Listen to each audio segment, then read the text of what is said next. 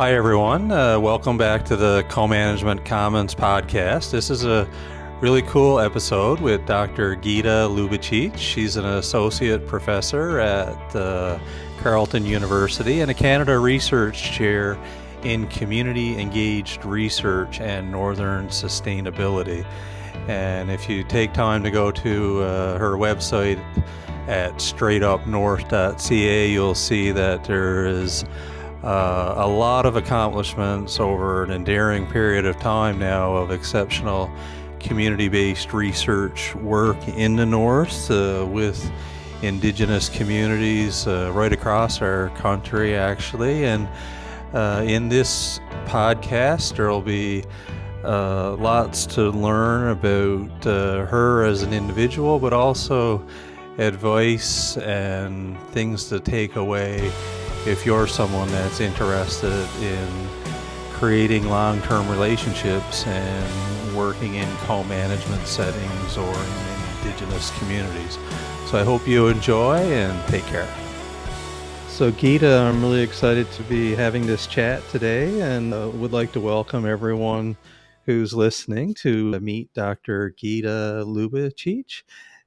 She's a well-known researcher in Canada that has done a variety of projects in the North. And for people listening to this podcast, all of her work is very adjacent and relevant to co-management and the study of fish, wildlife, and habitat, and traveling on the land and doing community-based research. So really excited to have this chance to have a chat like this. And I'll hand it right over to you to tell us a little bit more about who you are and how you situate yourself in the research that you do. I know we talk about positionality statements all the time in the social sciences, but as much as you're comfortable with it, it'd be really cool to hear how you situate yourself.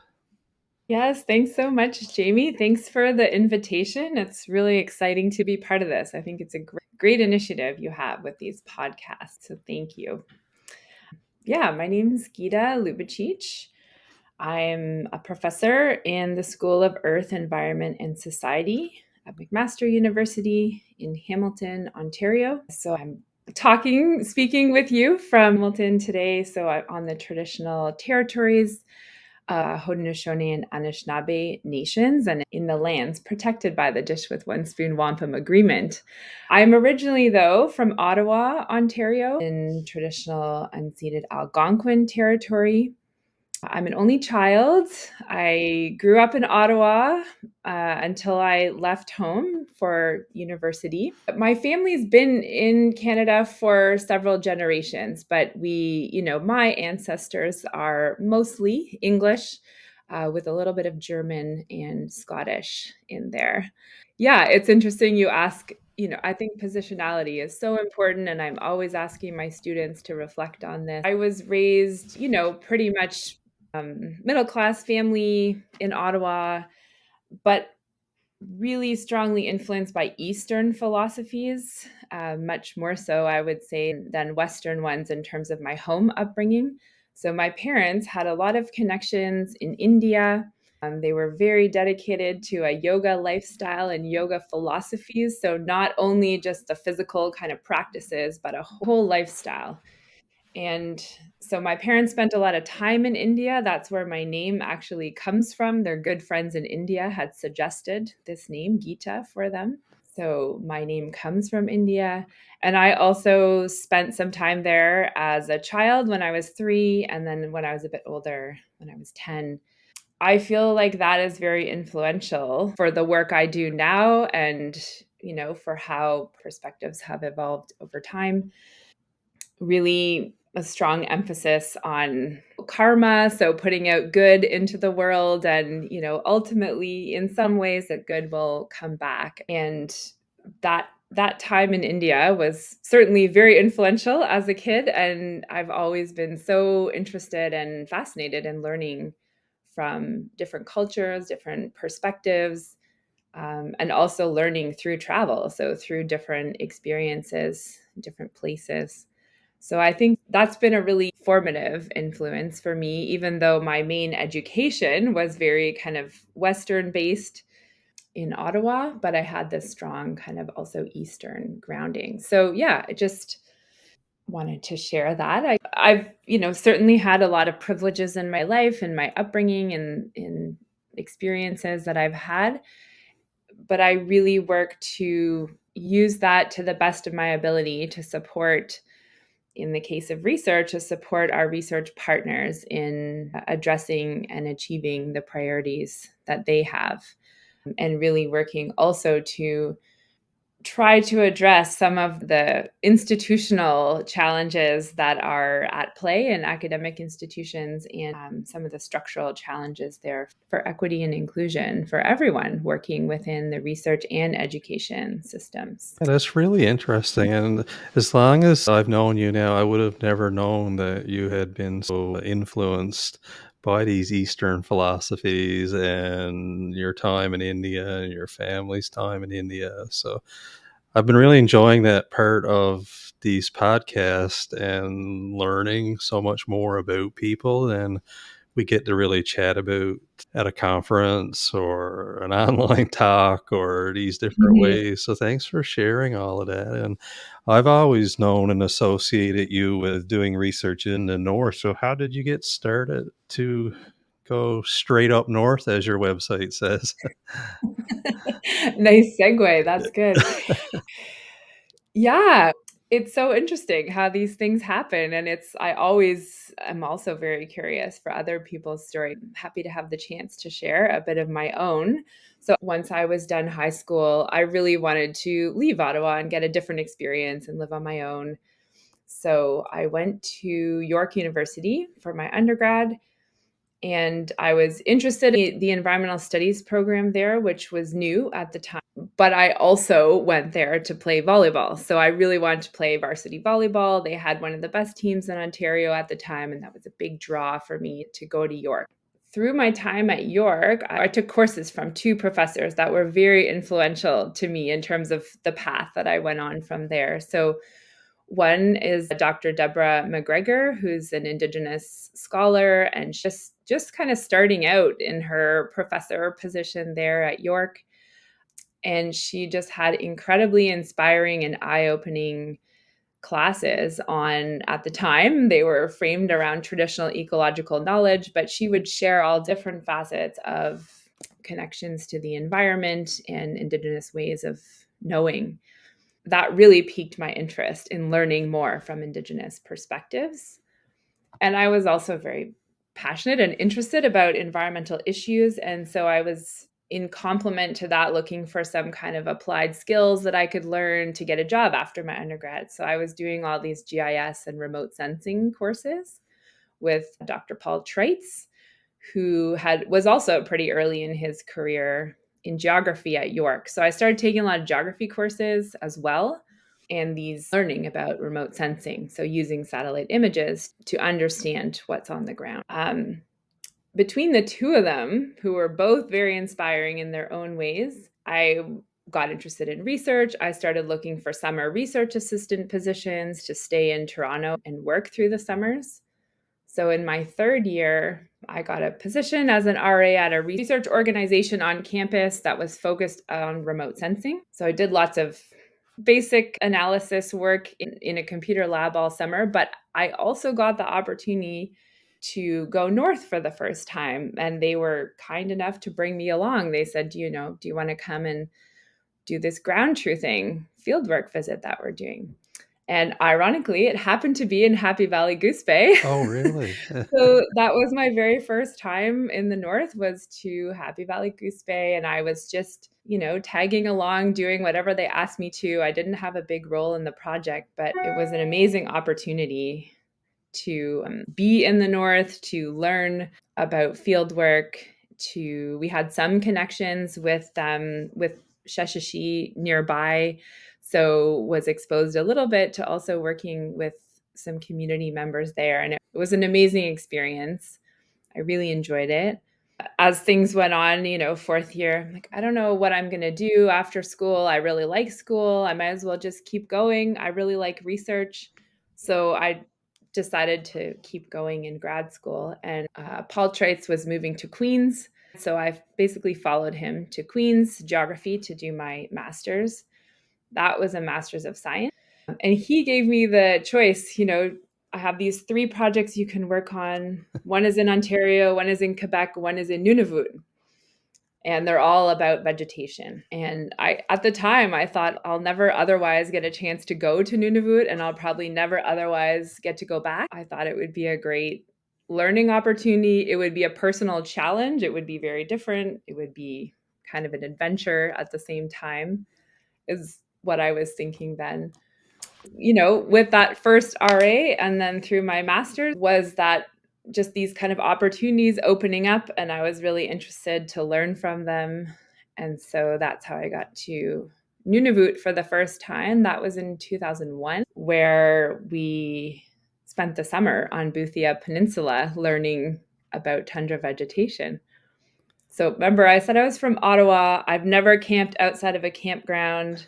I was always complaining about the cold in Ottawa. So it's very ironic that I end up working in the Arctic. We flew into this kind of gravel riverbed landing strip in the middle of Boothia Peninsula in June. We were dropped off, 3 students, and we were there for 2 months, and the plane came back in 2 months and picked us up. So I figured I would love it or hate it by the end of that first experience camping on the tundra.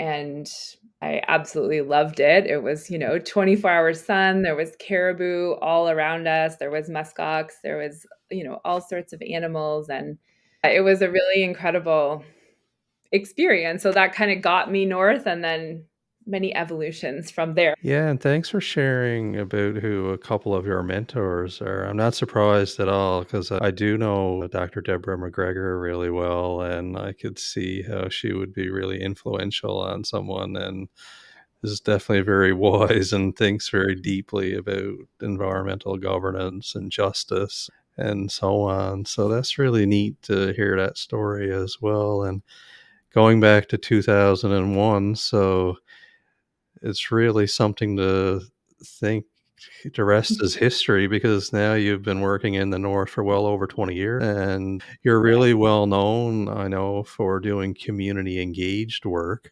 And curious to talk about that and what advice you would give to someone that wanted to do that because you must have seen quite an evolution from 2001 till now. I know the push for data sovereignty and governance over research and all of those things weren't as prevalent, I wouldn't think, back in 2001 as they've become in the last 5 years, even and today.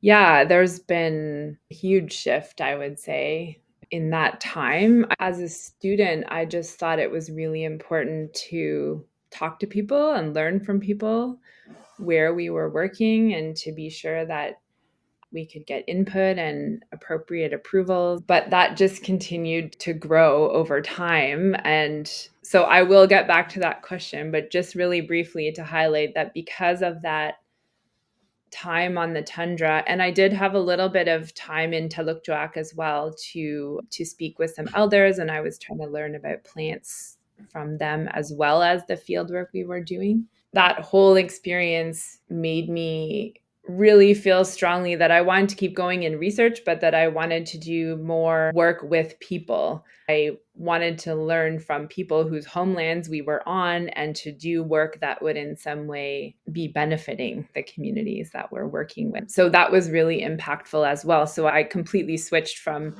physical geography to human geography, and have continued along much more the social science line since then, with lots of partnerships with scientists, doing more natural science work. But that to me became the priority, is working together, making sure that research is addressing community priorities, and working in partnership through the whole process of a project and beyond that as well. What advice would I give? This is always a question that I get, and thank you for your kind words at the beginning there as well. I'm just happy if our work is considered as valuable in a community, and that we're working in respectful ways. Like, that's a goal in every project that we have.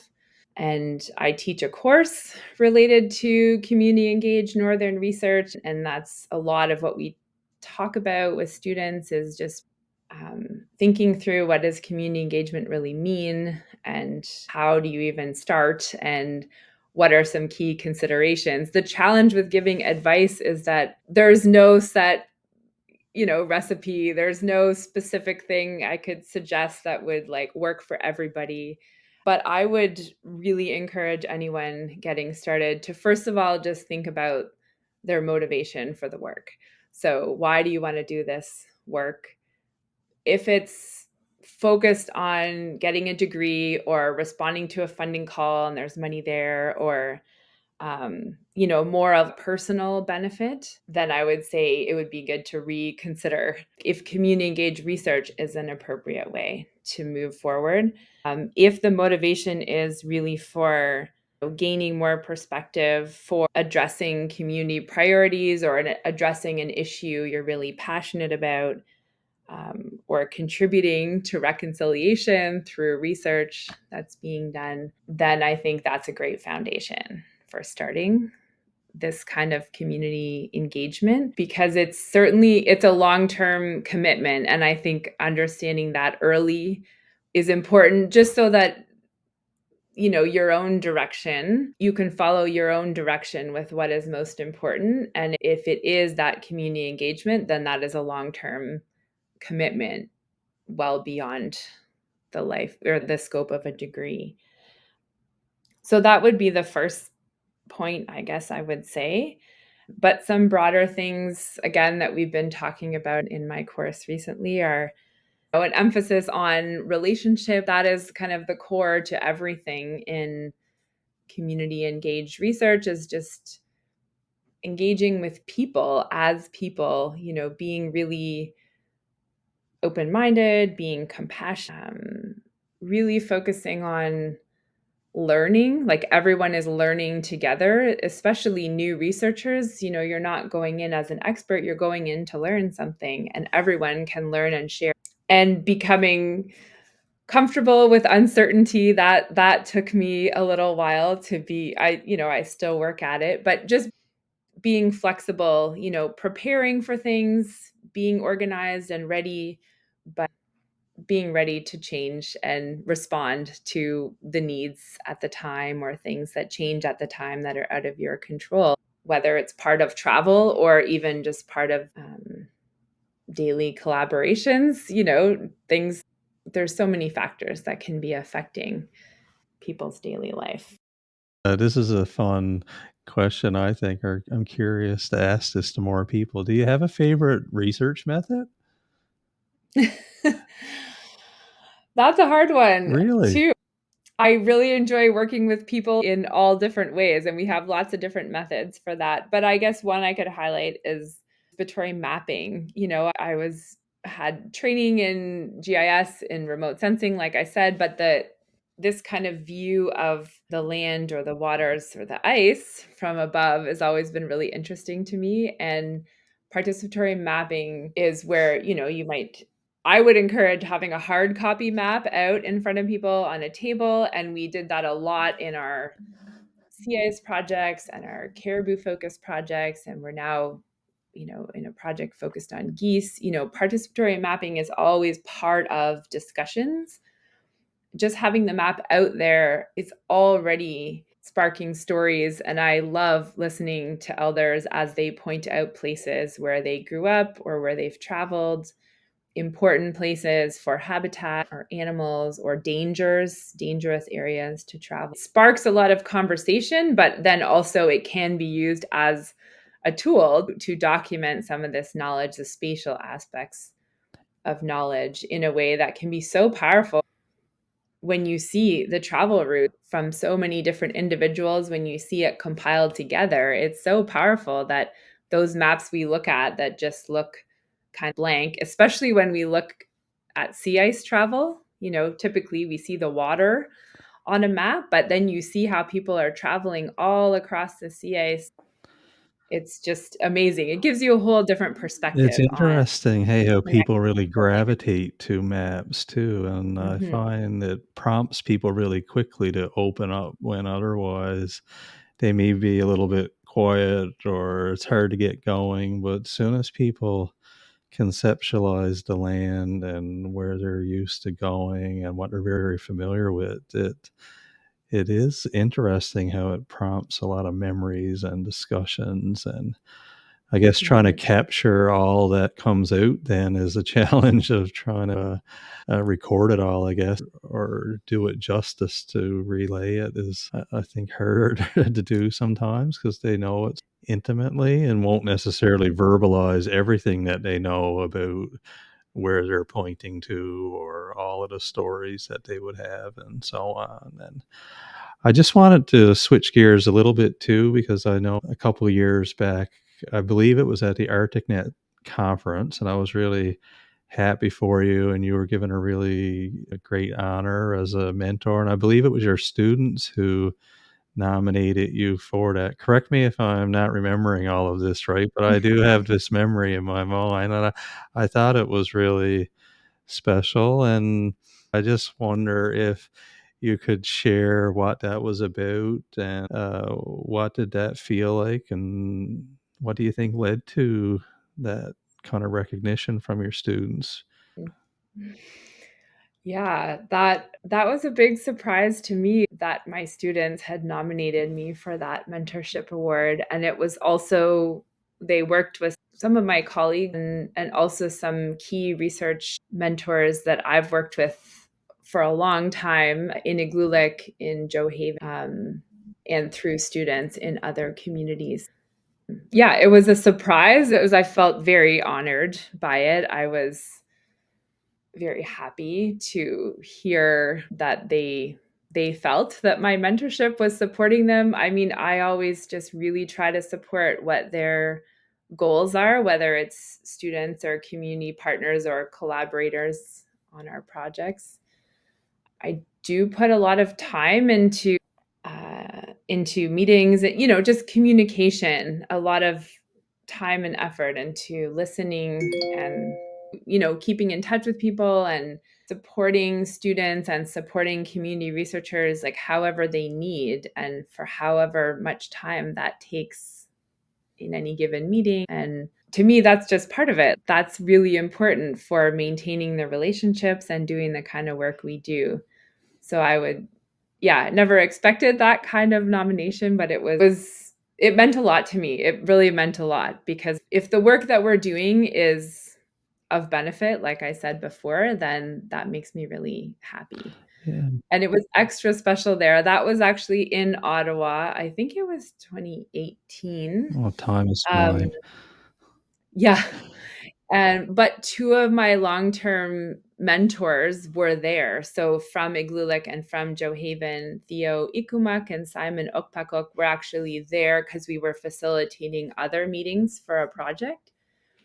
And they spoke at that award ceremony. And that was like so meaningful to me, just to hear from them that they felt that my work was supporting their goals and their community was, yeah, meant so much to me. It was really nice. I remember the ceremony and I thought it was really great. And like I said, I was happy for you, but to also see all of the team that were there, it felt like it was a lot of camaraderie there amongst the people that were working together. That's what it looked like from a spectator from the outside looking in. It was really great at the awards ceremony as well to have those mentors in the audience from the north. And that's kind of a good segue to a project that you've been working on now for a really long time. I guess the whole time that you've been up north working on is it the Kinngait Sea Ice Glossary?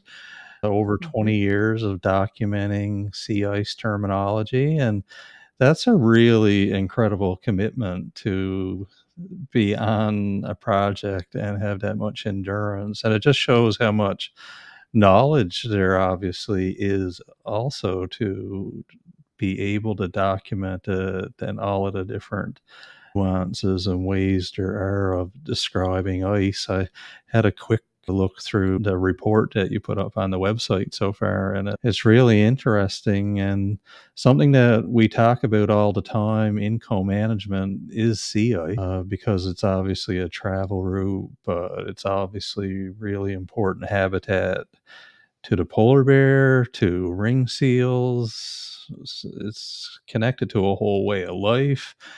And people are obviously really concerned with the way ice is taking longer to freeze now in our area, at least. This is something that people are talking a lot about. And then in the spring, it's breaking up earlier. And this past winter, even though we had cold temperatures, we didn't really get as good a quality of ice as people would have expected for the type of winter we had. So I don't know if that means the ocean temperature now is also at play, even though our winter seemed really normal. We didn't really get good ice. So maybe you could tell us more about that project, but what you've learned over that period of time. You must have learned yourself a lot about ice, and you've obviously adjusted to the habitat in the north now at this stage.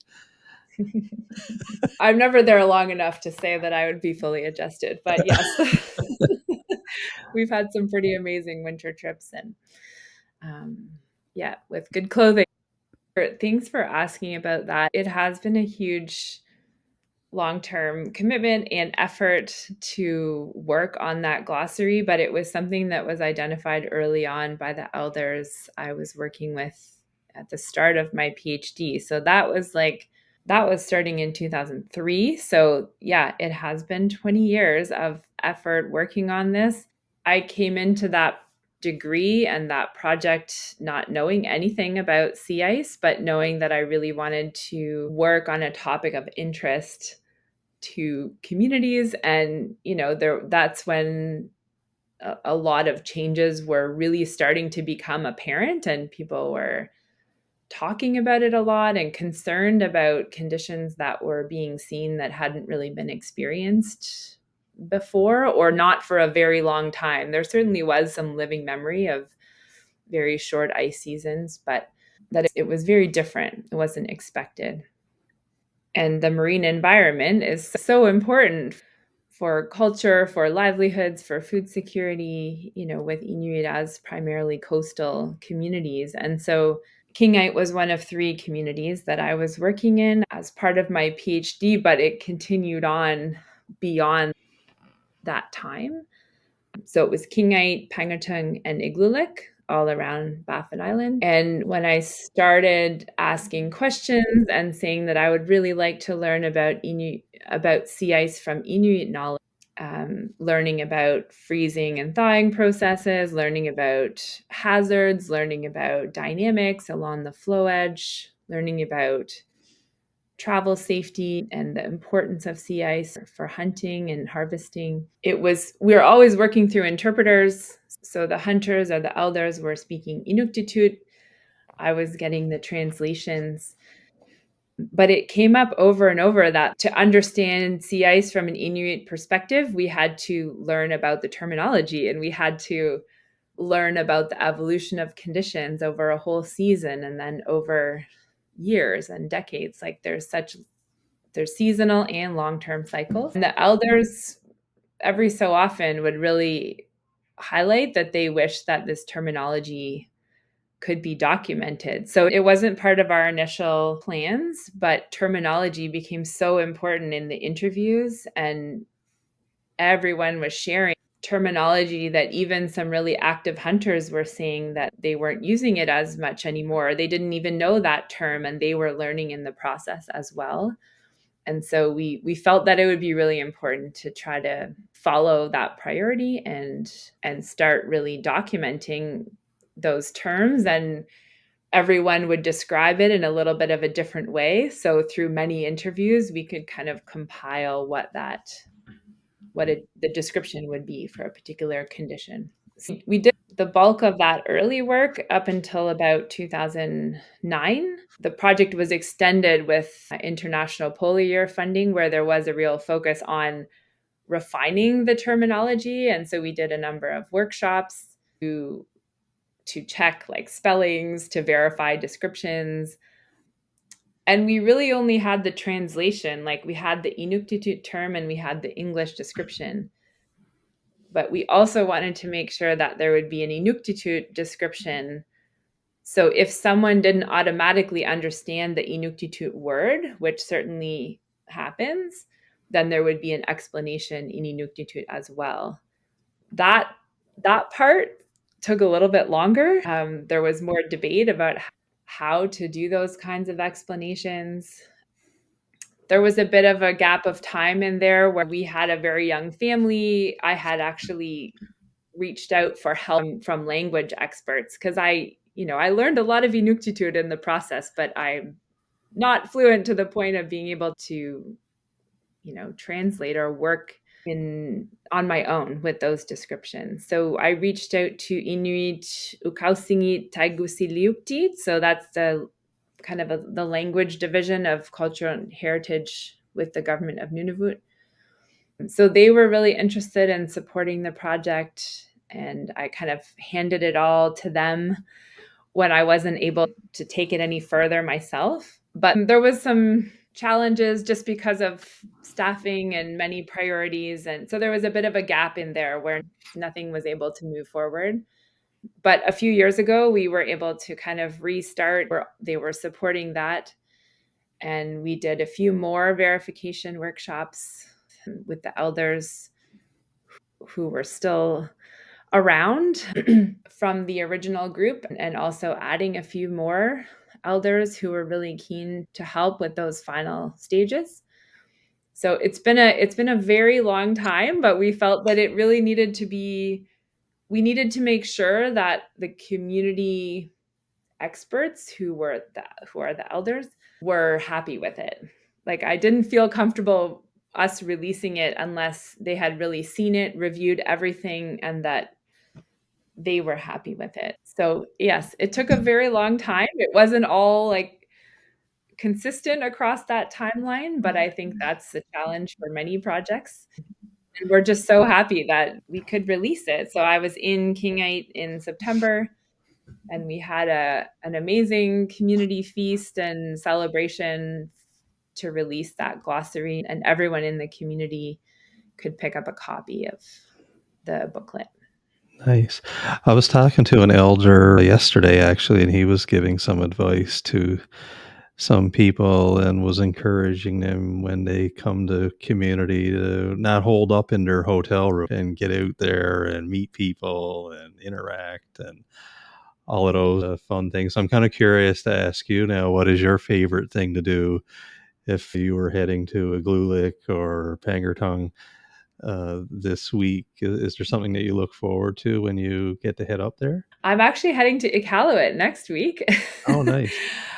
My favorite thing is being able to meet up with people that I haven't seen in a while in person. Like we're in touch by phone or emails or Zoom, but actually just get to see people and sit down and have coffee and catch up. Like that's always my favorite, to just reconnect with people in person, to just be in the community, be, in place is always also really inspiring and energizing. And if there's any opportunity to get out on the land or on the ice, I always look forward to that as well. Nice. I am curious because a couple times you mentioned the hunters and stuff. Did any of your work over the years intersect kind of directly with the hunters and fishers associations in the Nunavut communities? Because they have a really extensive network of community associations and regional, and then right on up to the Nunavut Wildlife Management Board. Did you connect with any of them explicitly, or was it? I'd be really interested to hear some of your connections to the co-management system. Would be cool. I always reach out to the Hunters and Trappers organization or association, depending on the community. The name can be different. I always reach out to the local HTA. In some communities, there's been similar leadership over time. And so we kind of have an ongoing connection. In other communities, if there's a new chair or new board members, it's a process of kind of reintroducing and getting to know new people in those positions.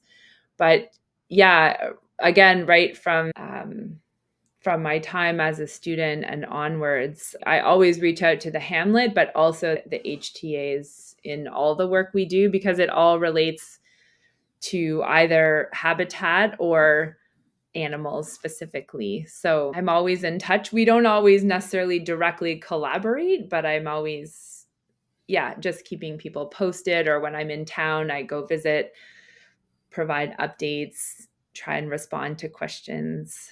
In Gjoa Haven, we had a 10-year project that focused on caribou, learning about caribou from community perspectives and the importance of caribou for community well-being.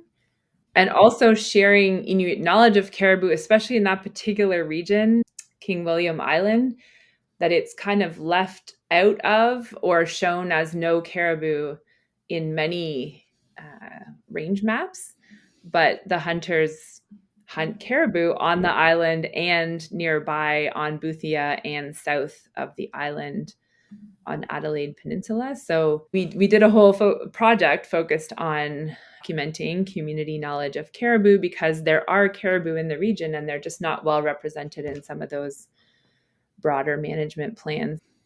So that was working more closely, involving the HTA, and the Elders Association there was very active, and they were really helping to lead we had land camps as part of that project, so they were really helping to lead that part. Yeah, if you have any papers or reports or pictures or information you would like to share with that, I'd be super interesting in that area of wanting to learn more about the connection between co-management and Inuit health and well-being. And for most Western ways of managing wildlife, the connection to human health and well-being is not the top priority in a lot of cases. It's always about quantitative ways of counting animals and then giving people a percentage of here's how many you should take through quota systems and so on. But I'm really hoping that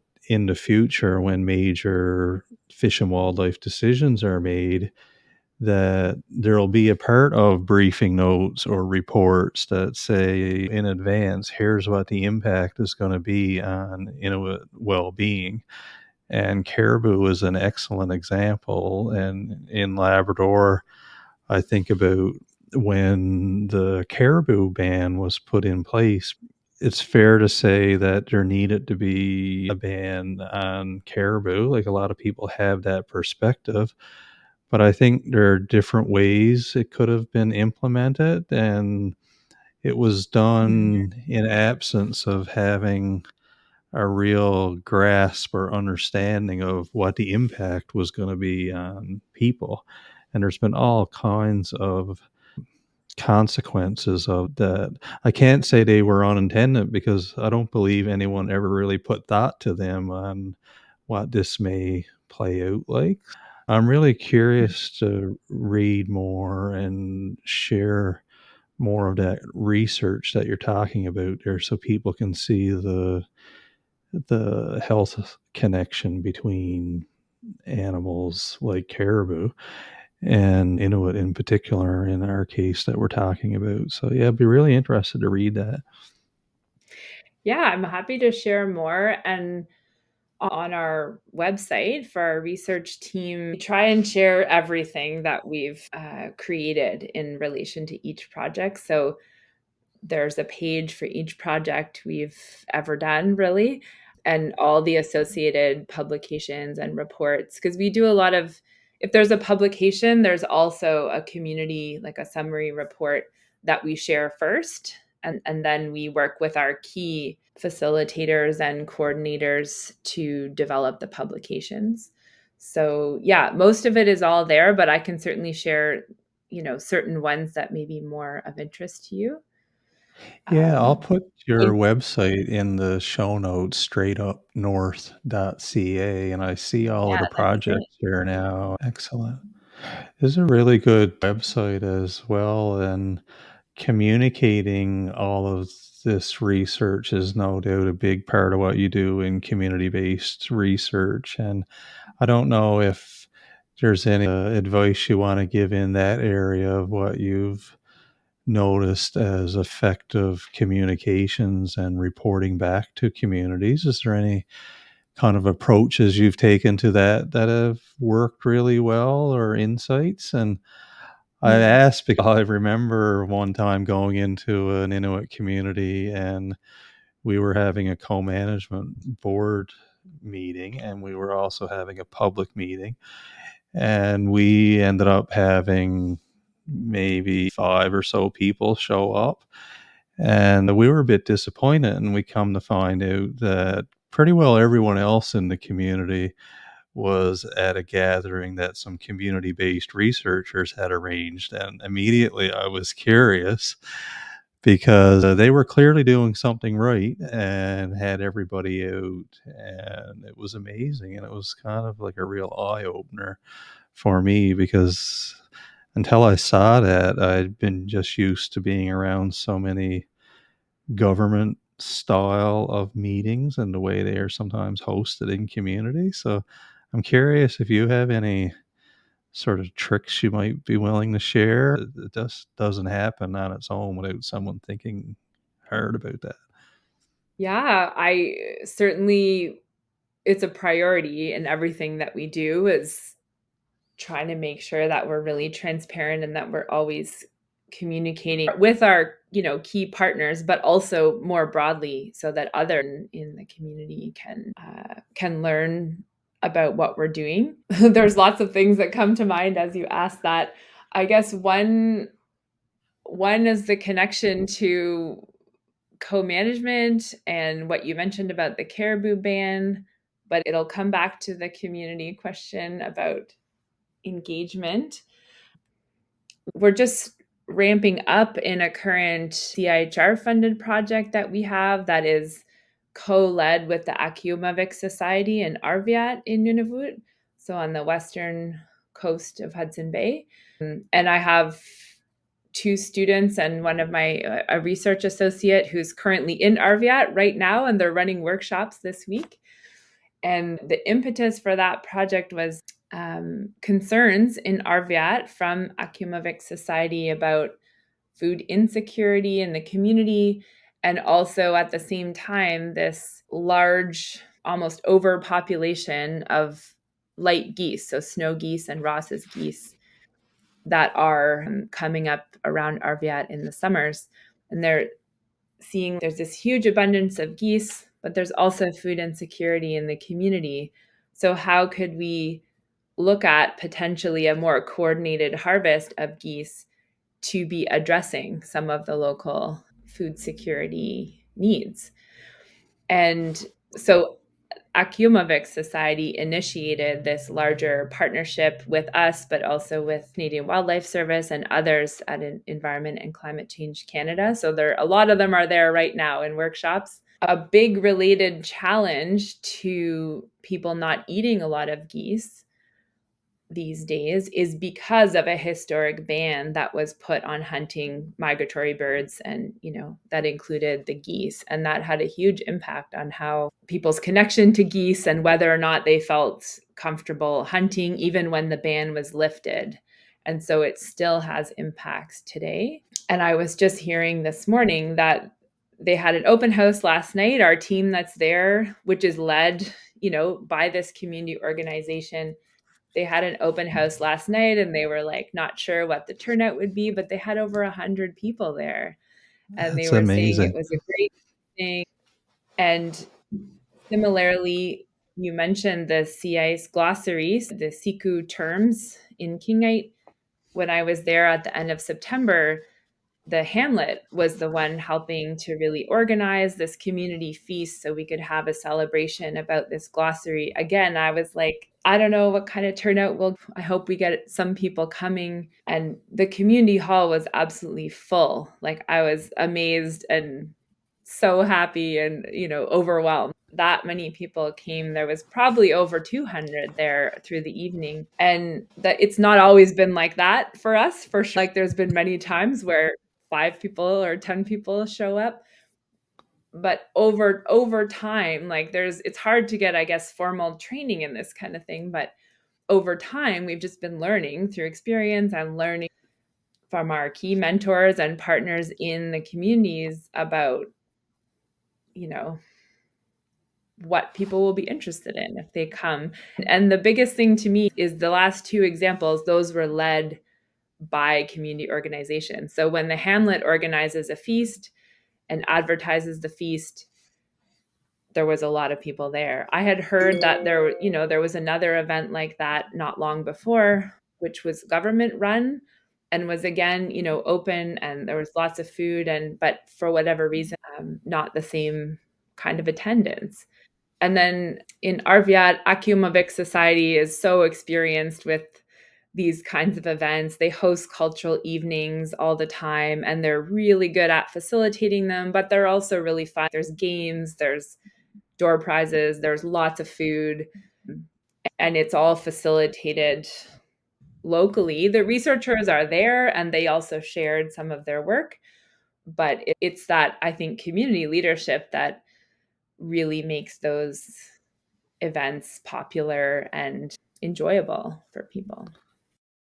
Well, thank you, Gita, for saying all that. But I know, as easy as you make it sound, it's actually a lot of hard work, and obviously comes to fruition like that when a lot of people are out and show up the way they do in situations like that. So well done, and just like to say a big thank you for coming on to the Co-Management Commons podcast, and I hope you'll be back again sometime. You take care.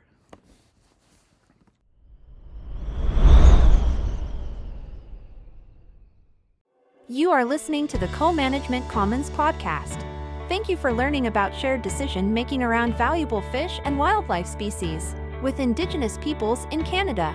Let's all care about honoring the spirit and intent of Indigenous rights, treaties, and land claim agreements. Thank you for listening.